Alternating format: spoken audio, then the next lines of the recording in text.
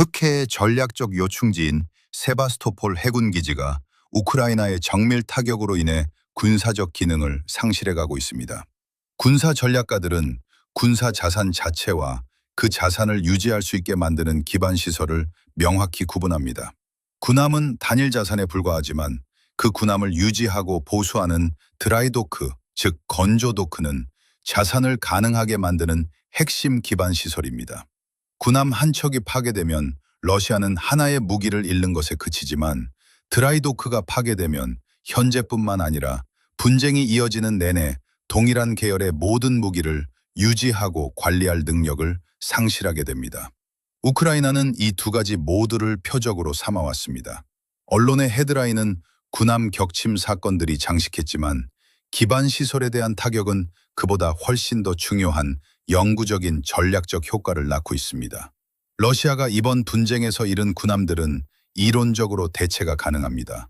제재와 인력 부족, 러시아 방산기지의 전반적인 기능 부전 속에서 조선소 가동이 제한되고 속도가 느릴지라도 손실을 보충할 수 있는 장기적인 경로는 존재합니다.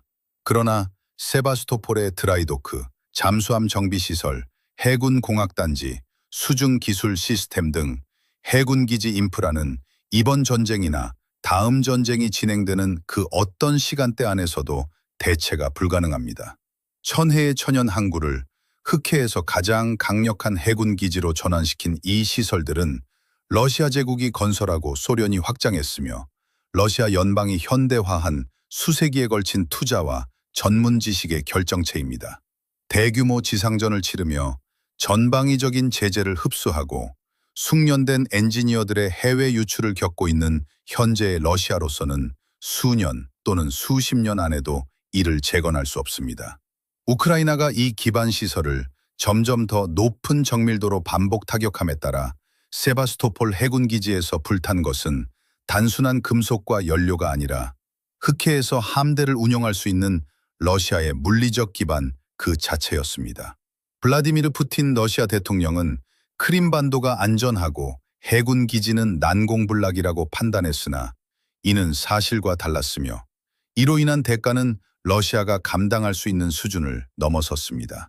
세바스토폴 해군 인프라의 근간은 러시아 연방이나 소련의 역사보다 더 오래되었습니다. 1783년 예카테리나 2세가 흑해 함대의 이상적인 입지로 포착한 이후 각 세대마다 당대 해군의 특성을 지원하기 위해 축적된 투자가 이어졌습니다. 특히 소련 시기에는 핵 환경에서의 생존성에 초점을 맞추어 발라클라바의 천연 안반을 깎아 잠수함 대피소인 오비젝트 825단지를 건설하는 등 방대한 규모의 공학적 성취를 이룩했습니다. 세바스토폴의 드라이도크와 수리공장들은 흑해의 염도, 조류, 기상조건, 저면지형 등 독특한 특성에 맞춘 세대 간의 작전 지식과 정비 기술이 체화된 곳입니다. 우크라이나는 함대를 향한 해상 드론 공격 및 크림반도 군사 인프라 타격과 병행하여 이 기반 시설을 지속적으로 약화시켰으며 이는 세바스토폴을 군사기지가 아닌 단순한 항구로 전락시키는 결과로 이어지고 있습니다. 세바스토폴 군사 인프라의 핵심인 드라이도크의 훼손 상태는 러시아 흑해 함대의 지속 가능성을 보여주는 가장 직접적인 지표입니다. 군함은 염수와 지속적인 기동, 생물학적 오염, 추진장치의 기계적 응력, 무기 시스템의 열순환 등으로 인해 지속적인 성능 저하가 발생하므로 정기적인 선체 유지 보수와 수중 시스템 점검이 필수적입니다. 제13공장으로 불리는 세바스토폴 선박 수리시설은 그동안 함대의 설계 성능을 유지하고 피해 선박을 복구하는 핵심 메커니즘 역할을 해왔습니다. 우크라이나는 이 정비 역량을 표적으로 삼아 지속적인 타격을 가했습니다. 대표적으로 2023년 9월 발생한 공습은 드라이도크 내에서 정비 중이던 로스토프나도누 잠수함을 직격해 파괴했습니다. 이 사건의 본질적인 핵심은 잠수함 한 척의 손실을 넘어 정비시설 자체의 기능이 마비되었다는 점입니다. 우크라이나가 적용한 공습, 피해평가, 부분 복구, 재공습으로 이어지는 지속적인 타격 주기는 세바스토폴의 드라이도크 가동률을 설계 능력의 극히 일부분으로 떨어뜨렸습니다. 그 결과 함대의 정비 적체 현상이 누적되고 있습니다. 예정된 정기 점검을 받지 못하거나 위험 부담으로 인해 정비가 무기한 연기된 군함들은 가혹한 작전 환경에 그대로 노출되어 누적되는 기능 저하를 겪고 있습니다. 정비 기반을 잃은 함대는 즉각적으로 붕괴하지는 않으나 점진적이고도 확실하게 능력을 상실하게 되며 적체가 심화될수록 작전 불능 상태에 빠지는 선박의 수는 가속화됩니다. 잠수함 인프라 역시 심각한 타격을 입었습니다. 흑해 함대의 킬로급 잠수함들은 submerged 상태, 즉 수중에서 우크라이나 본토를 향해 칼리브르 순항 미사일을 발사할 수 있는 핵심 자산이었습니다. 발라클라바의 지하 안반 시설이 방호 능력을 제공하지만 이는 지상 드라이도크와 같은 수리조선소의 지원 없이는 독자적인 잠수함 정비를 지속할 수 없습니다. 수면 위로 선체를 끌어올려 엔지니어링 팀과 작업장 인프라에 연결하는 대규모 정비 공정은 오직 지상시설에서만 가능하기 때문입니다. 따라서 지상수리조선소가 기능하지 못하는 지하 대피소는 잠수함 기지로서의 역할을 할 수 없으며 잠수함들은 정비 지연으로 인해 점차 작전 능력을 잃게 됩니다. 로스토프 나도누함의 파괴는 위성 이미지로 확인된 가장 가시적인 손실일 뿐이며 공개 출처 정보들에 따르면 현재 흑해 함대, 잠수함대의 실제 자막 및 사격 주기 능력이 점진적으로 저하되고 있음이 일관되게 나타나고 있습니다.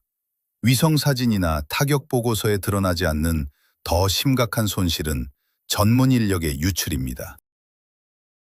슬라바급 순양함의 가스터빈 시스템을 이해하는 추진 엔지니어, 대함 미사일을 정비하는 무기기술자, 선체 검사를 수행하는 잠수부, 잠수함 전문 인력 등은 수십 년간의 해군 기술 교육과 도제식 지식 전수를 통해 양성된 대체 불가능한 자원입니다. 이들은 민간 산업에서 단기간에 충원할 수 없으며 숙련된 판단력을 갖추기까지 수년간의 실무 실습이 필요합니다. 그러나 세바스토폴 시설이 반복적으로 공습을 당하면서 상당수 인력이 전쟁 직후에 이민 행렬에 동참했거나 활성 표적이 된 작업장의 위험을 피하기 위해 현장을 떠났습니다. 일부는 공습 과정에서 인명 피해를 입기도 했습니다. 전문 인력이 분산된 정비시설은 물리적 공장을 일부 복구하더라도 과거의 역량을 발휘할 수 없으며 단절된 기술 연속성과 노하우를 재건하는 데는 다시 한 세대에 준하는 막대한 시간이 소요됩니다. 세바스토폴 해군기지의 붕괴를 완성하는 또 다른 요소는 수중에 구축된 방대한 인프라의 훼손입니다. 부두, 크레인, 지상시설 외에도 항만 바닥에는 계류시설, 유틸리티 연결망, 수중 차단 시스템, 해저 센서, 연료 공급망, 통신 인프라가 수십 년에 걸쳐 설치되어 있었습니다. 그러나 우크라이나 해상 드론의 항만 내외 작전, 러시아군이 배치한 드론 방어 시스템의 전자기적 효과, 그리고 직접적인 공습으로 발생한 잔해와 오염은 해저 인프라를 심각하게 저하시켰습니다. 표준 장비를 착용한 잠수부가 해결할 수 있는 파손과 달리 해저 공학적 복구에는 수입 규제와 제재의 영향을 받는 특수 원격 조종, 수중 드론 및 정밀 평가 장비가 필수적입니다. 이로 인해 수중 인프라가 손상된 항만은 군함의 안전 수심 확보, 유틸리티 연결, 센서 활용 및 안전 항로 운항 등 전반적인 작전에 지속적인 마찰을 유발하고 있습니다. 결과적으로 우크라이나가 수행한 지속적인 인프라 파괴는 러시아의 장기적인 전략적 지위를 근본적으로 흔들고 있습니다. 러시아가 2014년 크림반도를 병합한 핵심 이유는 영토 자체보다 흑해와 지중해 전역에 영향력을 투사할 수 있는 유일한 기지인 세바스토폴을 확보하기 위함이었습니다. 그러나 현재 세바스토폴은 2021년 당시 함대를 유지하고 잠수함대를 가동하던 군사기지로서의 신뢰할 수 있는 역량을 상실했습니다. 지속적인 공습 위협 속에서 잔존한 정비 능력은 파편화되었고 위험 계산 없이는 가동조차 불가능한 상태입니다. 러시아는 크림반도라는 지리적 위치와 항구는 보유하고 있으나 함대를 지속 가능하게 지원할 인프라와 기지로서의 기능적 실체는 이렇습니다. 이에 따라 러시아 흑해 함대는 노보로시스크로 기지를 이전했습니다.